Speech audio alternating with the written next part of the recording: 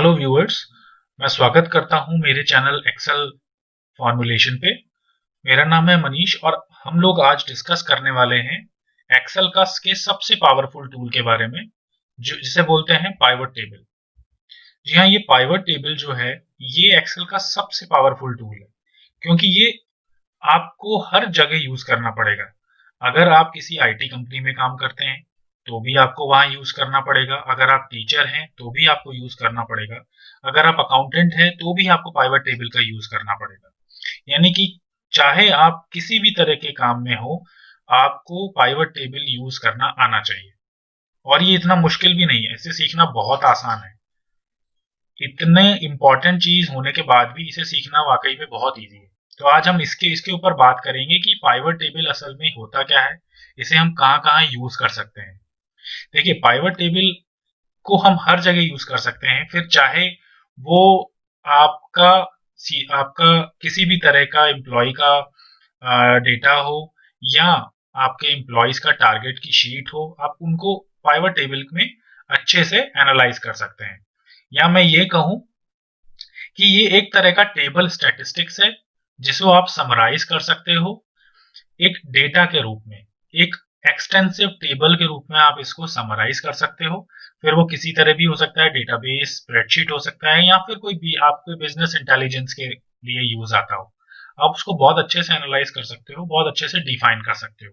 कई बार हमारे पास जो डेटा आता है वो रॉ डेटा के रूप में आता है, जिसे हम बिल्कुल भी समझ नहीं सकते या उसको एनालाइज नहीं कर सकते। तो पाइवट टेबल आपको ये फीचर देता है, जिसे आप अपने सामने उस रॉ डेटा को एक अच्छे से टेबल के फॉर्म में सॉर्ट करके अच्छे से एनालाइज कर सकते हैं। तो इसी के बारे में हम आज डिस्कस करेंगे। तो जल्दी से आप, अगर अभी तक आपने मेरा चैनल सब्सक्राइब नहीं किया है तो सब्सक्राइब कर लीजिए और उस बेल आइकन पे भी प्रेस कर लीजिए, जिससे कि आने वाले जो और भी वीडियोस हैं, जो एक्सेल के बारे में मैं वीडियोस डालने वाला हूं, उनकी नोटिफिकेशन आपको टाइम पे मिलती रहे। तो चलिए, बिना देर करे हम ये वीडियो स्टार्ट करते हैं। तो दोस्तों, हम लोग आ चुके हैं हमारे लैपटॉप की स्क्रीन पे। यहाँ पे आपको कुछ एक टेबल बनी हुई दिखेगी। ये एक तरह का डेटा है। ये एबीसी मार्केटिंग एसोसिएट्स एक कंपनी है जिसने अपने एम्प्लॉयज का डेटा रखा हुआ है। ये कंपनी एक मार्केटिंग कंपनी है जिनके एम्प्लॉयज कस्टमर्स को कॉल करते हैं, और कॉल करने के बाद उनके फोन कॉल का एक रिकॉर्ड है कि उन्होंने कितने फोन कॉल किए टोटल एक दिन में, कितने जो प्रपोजल्स थे वो एक्सेप्ट हुए, कितने प्रपोजल्स रिजेक्ट हुए, कितने कस्टमर्स ने फोन नहीं पिक किया, और कितने कस्टमर्स का फोन नंबर रॉन्ग है।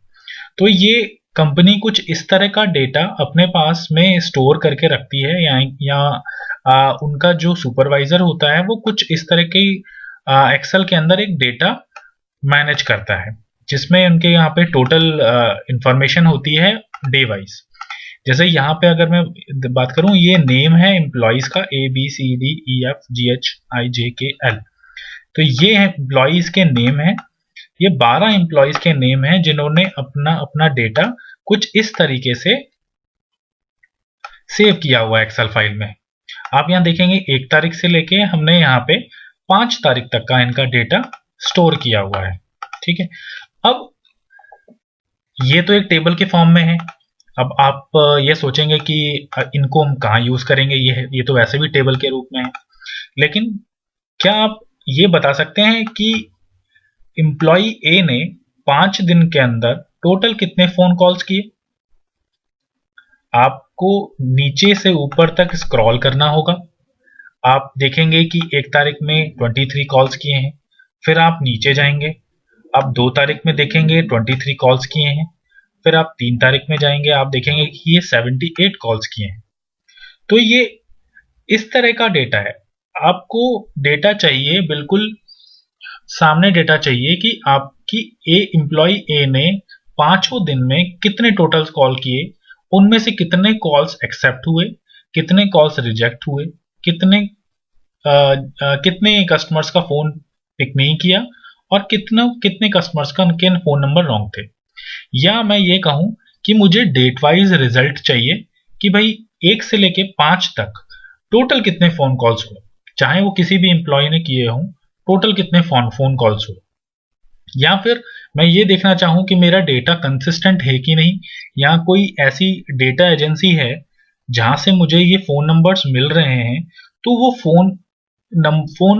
वो नंबर्स कितने सही हैं कितने गलत हैं, उस तरह का मुझे डेटा एनालाइज करना है। एज ए मैनेजर या एज ए टीम लीड मैं ये डेटा एनालाइज करना चाहता हूं मेरे अपकमिंग प्रेजेंटेशन के लिए। तो मैं वो चीज कैसे करूंगा? अब जिसने भी ये शीट दी है उसने तो सिंपल शीट ये बनाकर दे दी, लेकिन ये शीट मेरे लिए मेरे काम की नहीं। तो मैं इसको कैसे एनालाइज करूं या कैसे टेबल एक टैबुलर फॉर्म में दिखाऊं, ये मेरे लिए एक चैलेंज है।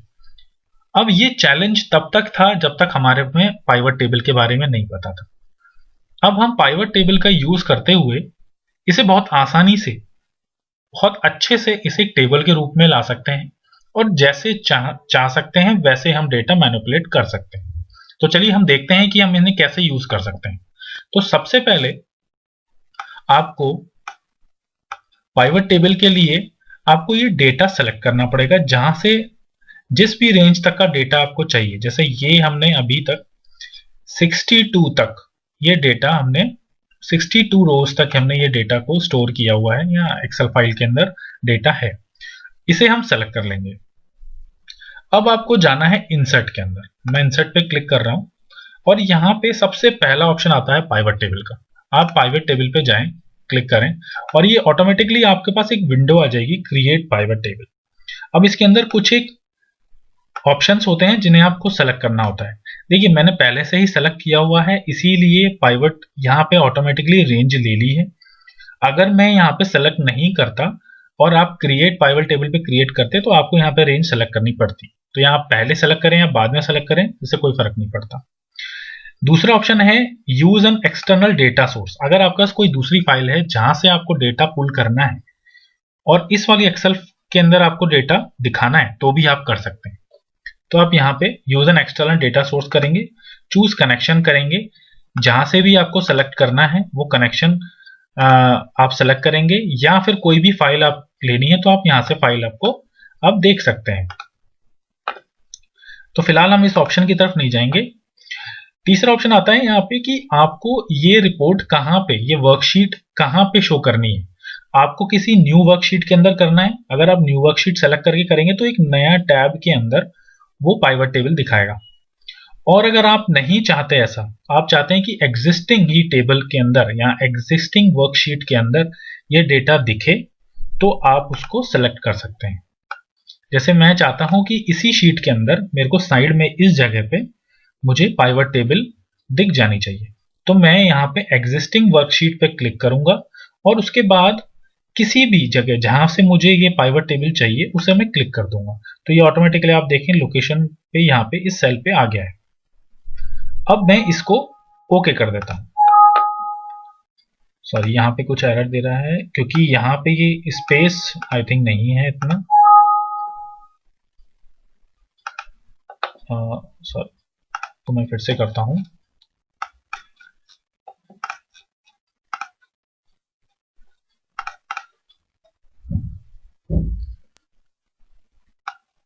इसको मैं सेलेक्ट कर लेता हूं।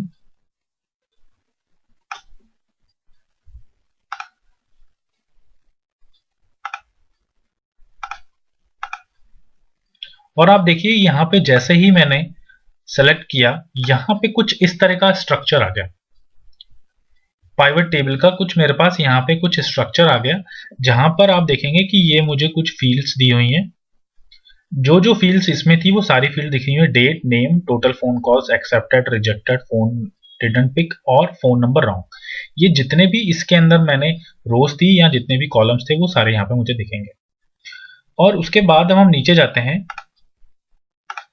यहाँ पे हम नीचे जाते हैं तो यहाँ पे हमें एक फिल्टर का ऑप्शन दिखता है, यहाँ पे हमें कॉलम्स दिखते हैं, यहाँ पे हमें रोज दिखती है और यहाँ पे हमें वैल्यूज दिखती है। अब हमें इन्हीं 4 वैल्यूज के अंदर इन डेटा को मूव करना है और उसी हिसाब से हमें यूज करना है। तो जो इंफॉर्मेशन हमें कॉलम्स में चाहिए, या मैं ये चाहता हूं कि मुझे 1 से 5 तारीख का डेटा मुझे दिख जाए कि मुझे टोटल फोन कॉल्स कितने हुए। तो मैं सबसे पहले क्या करूंगा, कॉलम्स हमारे कौन से होते हैं, जो वर्टिकल्स जो लाइंस होती हैं, वर्टिकल ये जैसे है, ये जैसे लाइन है, इसे हम कॉलम्स बोलते हैं और इसे हम रोज बोलते हैं। तो अब मुझे चाहिए कि मुझे कितने 1 से 5 डेट में कितने ऐसे हुए हैं, फोन कॉल्स हुए हैं जो मुझे दिखने चाहिए। तो सबसे पहले मैं यहाँ पे डेट को कॉलम्स में डाल दूंगा, सॉरी रोज में डाल दूंगा। तो अब मेरे को आप यहाँ देखिए, ये 1 से 5 तक डेटा यहाँ पे मुझे डेट दिखने लग गई। ठीक है, अब मैं ये चाहता हूं कि टोटल कितने फोन कॉल्स हुए हैं।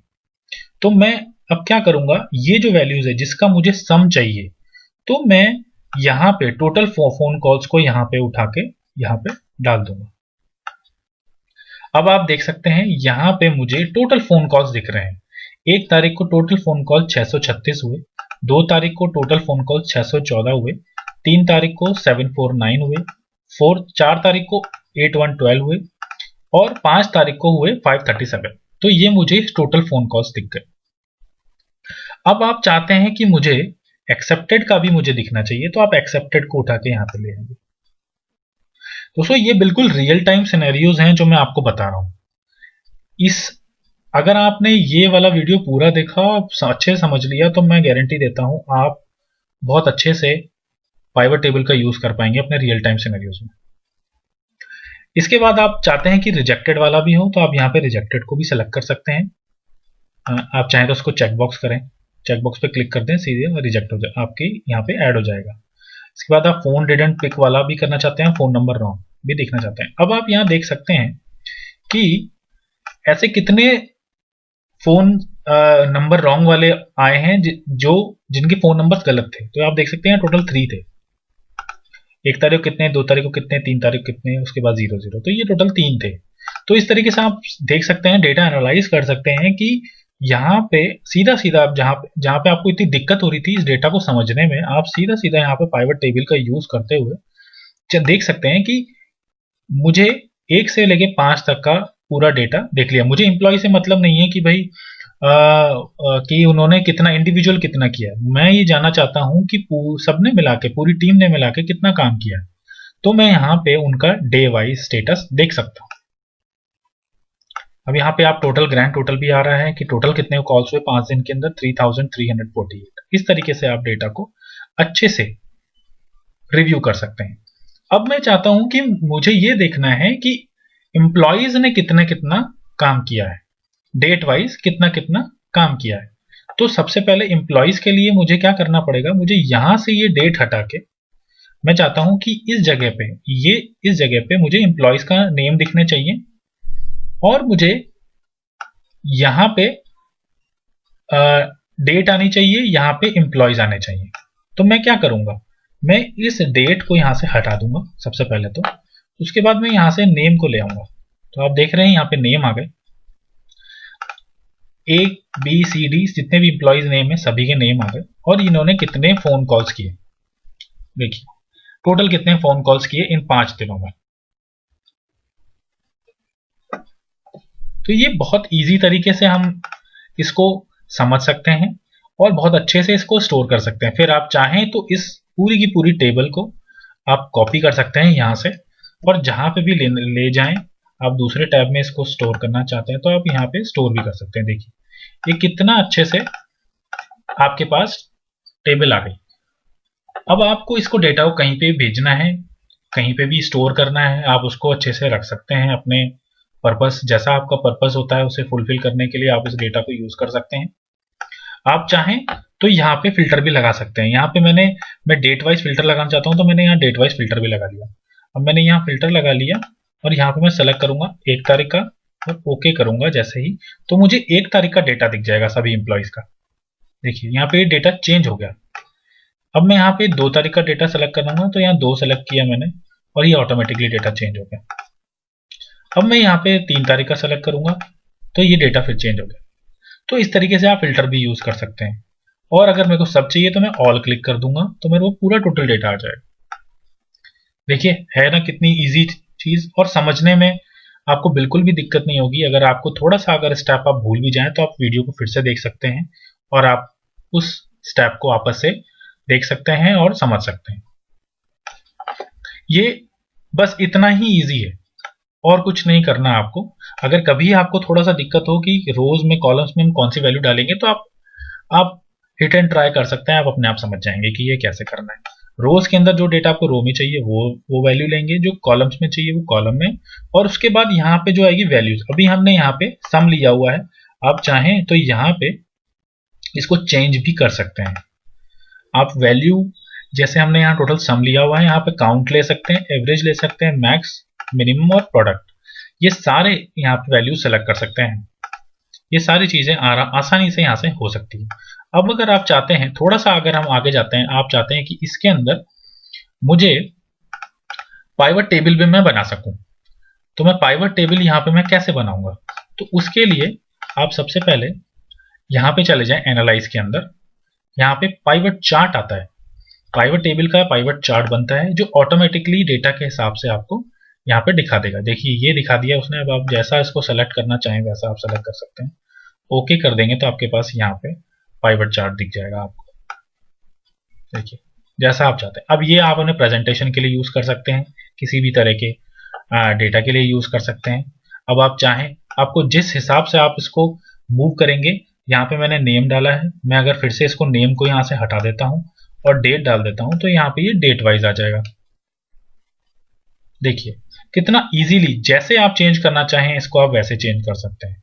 अब अगर मैंने ये चीज बना ली, पाइवट टेबल से मैंने इस डेटा से बना लिया, अब मुझे पता चला कि भाई ये डेटा में थोड़ा सा चेंज है, यानी कि ए ने 1 तारीख को 23 नहीं कॉल किए थे, ज्यादा कॉल किए थे, यानी कि 24 किए थे, जिसमें से एक्सेप्टेड 7 हो गए थे। तो अब मैं क्या करूंगा? अब जैसे ही मैं इस टेबल के अंदर कुछ भी चेंज करूंगा और यहाँ पे आके मैं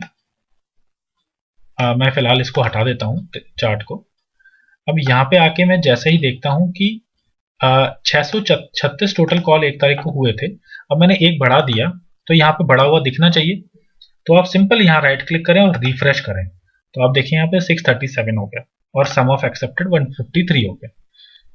तो आप कुछ भी यहाँ पे चेंज करेंगे और उसके बाद यहाँ पे पाइवट टेबल पे आके इसको रिफ्रेश करना होता है और ये डेटा अपने आप अपडेट हो जाता है। अब इस डेटा को आप कहीं भी कॉपी करें, चाहे तो इसको डिजाइन में जाके आप इसका फॉन्ट चेंज कर सकते हैं, कलर चेंज कर सकते हैं, जैसा भी आपको डेटा चाहिए। आप यहाँ पे कॉलम्स जो भी चेंज कर रहे हैं, आप ये थोड़ा सा एनिमेटेड करना चाहते हैं वो भी कर सकते हैं, जिस तरह का आप चाहते हैं वो चेंज कर सकते हैं। तो आई होप आपको ये वीडियो काफी समझ में आया होगा। बाकी आप इसको थोड़ा सा प्रैक्टिस करेंगे तो आपको ज्यादा समझ में आएगा। इससे ज्यादा पाइवट टेबल में और कुछ नहीं होता। आपको बहुत ज्यादा लेंदी लगता है, लेकिन ये इतना लेंदी है नहीं, इसे समझना बहुत आसान है और इसको यूज करना उतना ही आसान। दोस्तों अगर आपको वीडियो पसंद आया हो तो इस वीडियो को लाइक जरूर कीजिए, शेयर जरूर कीजिए और साथ साथ में चैनल को सब्सक्राइब जरूर कीजिए, जिससे कि मैं आपको और भी अच्छी अच्छी वीडियोस आपके सामने लाता रहूंगा। तो आपको वीडियो मेरी आसानी से आपके YouTube वॉल पे दिखती रहेगी। ठीक है दोस्तों, आज के लिए इतना ही। अगली वीडियो में कुछ और इंटरेस्टिंग फॉर्मूलाज, तब तक के लिए थैंक यू।